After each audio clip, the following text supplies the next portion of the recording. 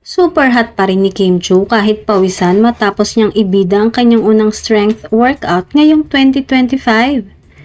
Got a good thing going on. Midweek strength unlocked. First strength workout for 2025, done and dusted plus endorphins are flowing. Caption ni Kim sa ibinahaging workout video niya sa Instagram.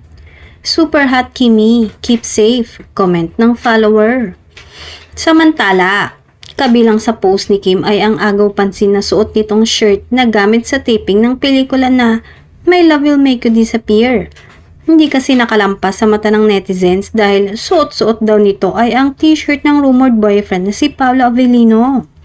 Eto pa, binalot din ng kilig ang mga tagahanga ni Kim at Paolo sa nag-viral na photo kung saan mini-makeup pa ni Kim si Paolo sa dressing room.